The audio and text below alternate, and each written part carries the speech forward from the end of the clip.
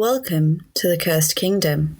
This is week 2 of the curse, and yet we still see no resolution, no end to it all. So let us begin with an interview with Gina Curtis.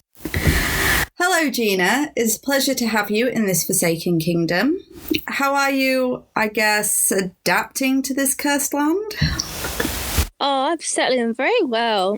It's very cosy. Got my nice warm hot chocolate with me. Well, that's good to hear at least. So, could you tell us a brief bit about yourself? Well, I am an Eevee, a blue Eevee, and I like drawing a lot and animating.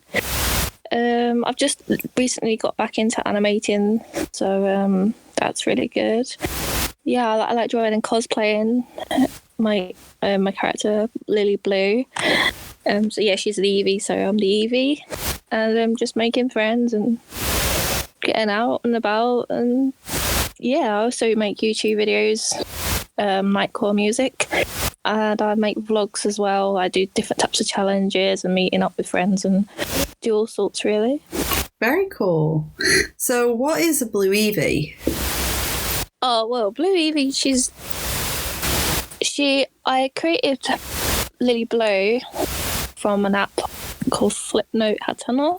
It's a Japanese app on the DSi, and it's an animation app where you can create characters, make friends, but it sadly closed down in 2013, but I made different characters, Sonic characters, Wolf characters, and I made this character called Blue, and she either was it Pikachu, and then I turned her into an Eevee, and then she just stuck with me. So, and now she's on my journey. Very interesting. So she's kind of like Vaporeon then, only not evolved yet. Yeah, she's like a character or an OC, or like when furries have their characters, they like to dress up as their characters, and I like to dress up as mine too, and go to conventions, and yeah, it's really fun, and you get a little bit of confidence as well, and you just feel really happy when you're putting all the makeup on, and you're dressing up as like a different fantasy character, and it's really nice, and it's great to connect with people too that like doing the same thing. So how long have you been cosplaying then? I'm actually quite new to the cosplaying community. I'm very inspired by lots of anime and different types of like music videos or animation videos. People who like Sonic or Wolves or like gaming. So I just like to also even cosplay like some favorite anime characters. I'm hoping to do one from Daybreak Illusion, which is the orange character Akari. I did do cosplaying once in 2014. I did Caruso from Stan's Gate, and then I decided to do Lily Blue, my character, in May. So yeah, it was all good. So who is your favourite cosplay then? Like, what is your favourite character to cosplay? It's a better way of putting the question. It'll probably have to be Blue, because she's your own original character. Act out as her, because she's a bit shy and cheeky, and she makes like all these cute expressions, and she loves hugs and lots of cookies, and yeah, she's quite energetic as well. So it's really fun to cosplay as her. Right. And how long does it take you to make each cosplay? Like, how long does it take to put it together? Well, not that long actually. I have a couple of friends that make furry costumes, and they do like their own designs, and I asked if anyone makes Eevee ears or ears, like cat ears or dog ears, or just general ears, and my friend decided to make me some blue ears and some paws, and I'm thinking about making a tail and maybe some feet, what they call like shoes or something. But yeah, I can link her name in the description or something. Or yeah, that would be really cool for anyone who's interested. I think they'll probably find that very helpful.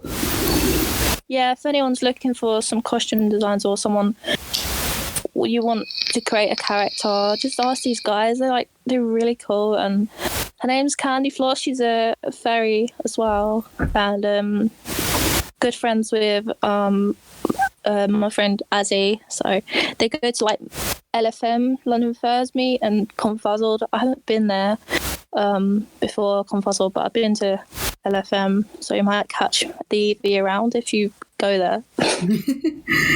So how did you get started cosplaying then? It was just like I think maybe just inspiration, seeing other people cosplay, and just looks really awesome. I just decided just to join in, because whenever I go to MCM, I don't really cosplay. I just go in my normal clothes, and I feel like, oh, maybe now that I have like some ears and some paws, I'll just put a bit of makeup on, like the black marker for a nose, and I'll just put dots on my cheeks and some blue lipstick, and then just go. Yeah, it's just be an Evie for a day. It's really fun. Well, do you have any tips for those just starting out with cosplay then? Yeah, like ask any of your like Facebook friends or social media friends if they got the similar interests. Also, like, don't like spend a lot of money online for costumes. Like, just maybe buy a wig or something, but make sure like it's like a good wig or something. But don't like, I don't know.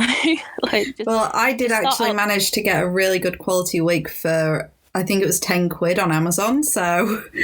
Yeah, like, start out small and then gradually work your way up. And it's all about having fun and just making friends and just being yourself and being who you want to be. And yeah, it's all good. I got a wig from... They did the Halloween thing in Poundland. I got like this blue wig for £5, so and it works.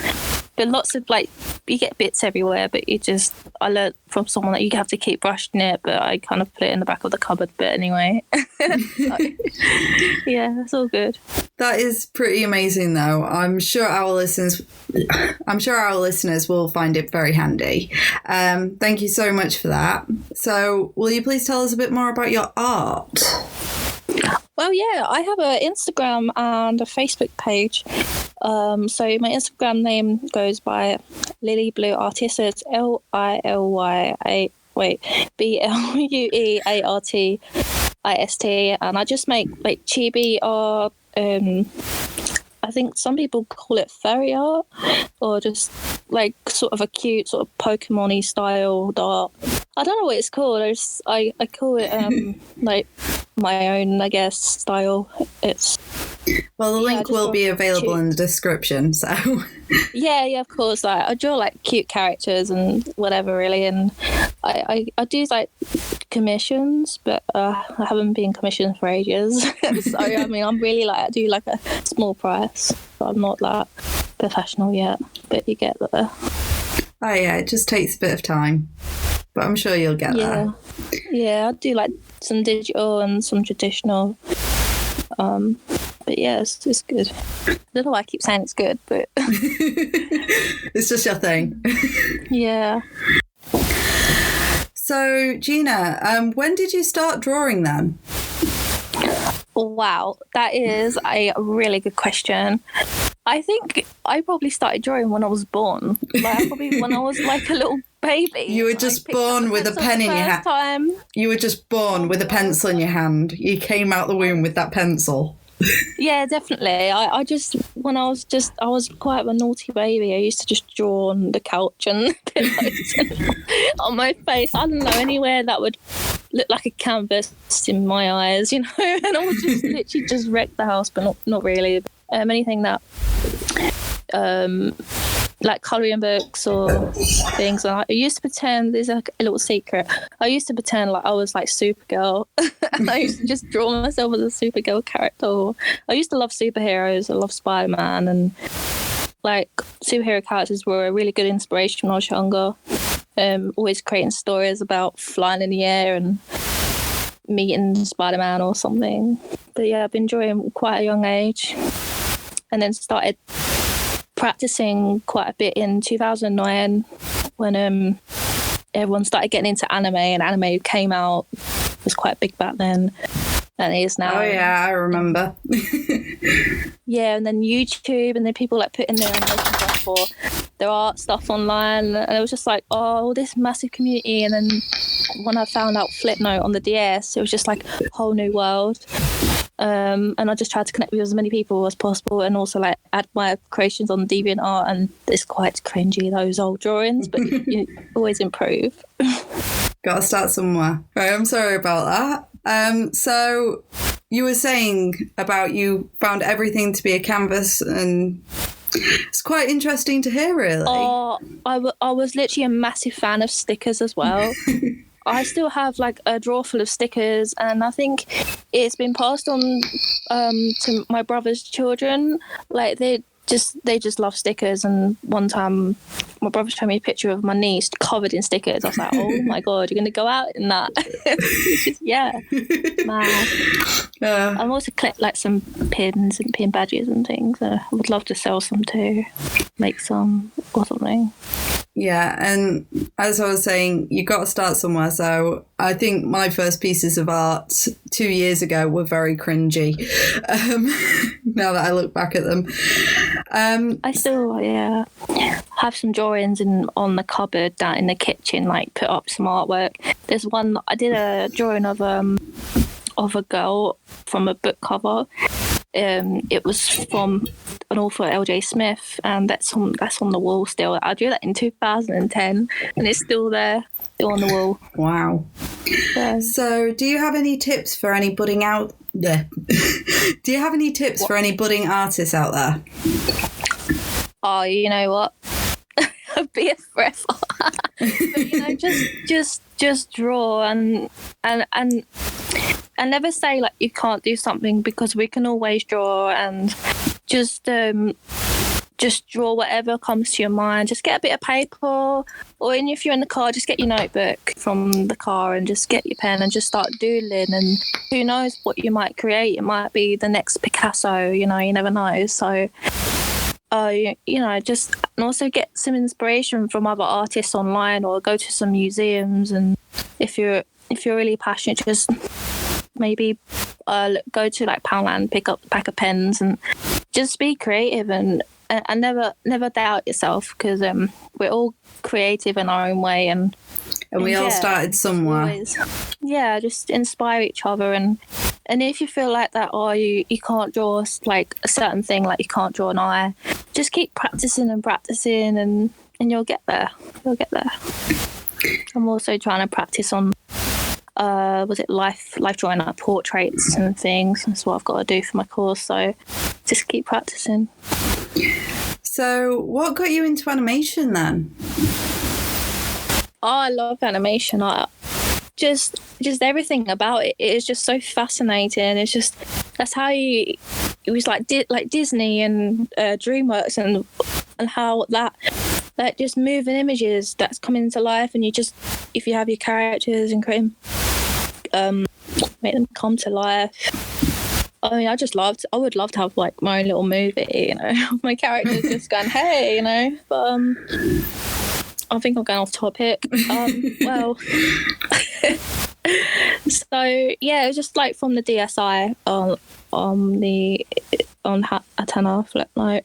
I just saw people's different animations, and I just got so inspired. I was wanting to create my own, and downloading their flips and watching it over and over again, and learn how to do a bit of lip syncing, learn how to like move things from one side of the page to another, and yeah, it was just really interesting. And I think it just stuck with me, like, because everyone in the community is so encouraging and so inspirational and just so lovely, and even in the art community, in the MSIM community, everyone is so lovely, and it's just, yeah, really nice. That no one puts anyone down. You're just always encouraging.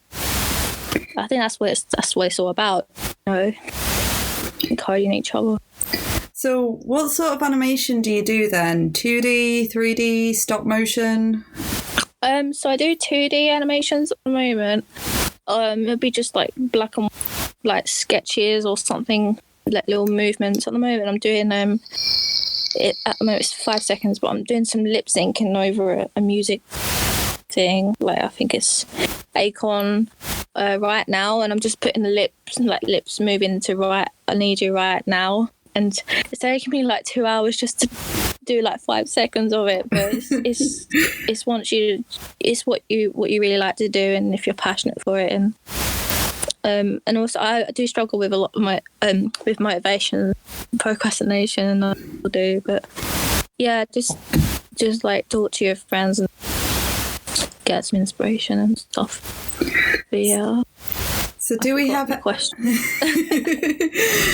It was what sort of animation you specialised in, but you answered it with 2D. So, do you have anything new and exciting that we can look forward to then? Yeah. So, for my projects that my tutor told me to do like a bouncy ball thing, just basic things, just to get the ball rolling, literally. Yeah, so I'm just gonna make like a little small music video. You know those memes on YouTube, like those 5-second clips, or where people to make their characters go wacky and strange and interesting, and that's what I'm sort of aiming mine to be. Just a character just moving her lips, and maybe something else surprising can happen. You know, just have to wait and see what happens. You'd have a good idea would be to look at some of the League of Legends music videos, because they've got some pretty awesome ones. If you're ever stuck for ideas. Oh, okay. Yeah. Like there's a My Little Pony where they took the Get Jinxed song and they used My Little Pony and they animated that. It is quite amusing. I've been downloading some apps. There's one like called Plotagon. I forgot what I'm saying now. my mind's like on boom. Yeah. It's really good. Well, it does sound pretty exciting. I know I look forward to seeing it, so I'm pretty sure some of our audience would be looking forward to it as well. Yeah, it's like 5 seconds, but it's actually really catchy if you put it on loop. Yeah, I think YouTube makes 10-hour loop. Thank you, Gina Curtis. It was truly a pleasure to have you here. Just watch out for the monsters on your way out.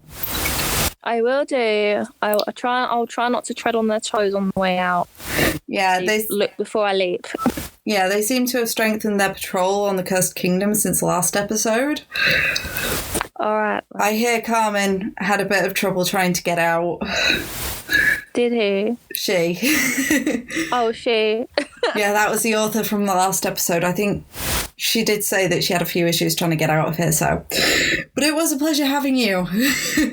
Have a nice day. Oh, it was fantastic. Thank you for having me. No problems. I hope to hear from you in the future. Bye. Yes, definitely. Bye. Now it's time for a quick break, and this week we'll be listening to In Dust, a band inspired by melodic death metal as they rise from within the earth to bring beautiful riffs and melodies.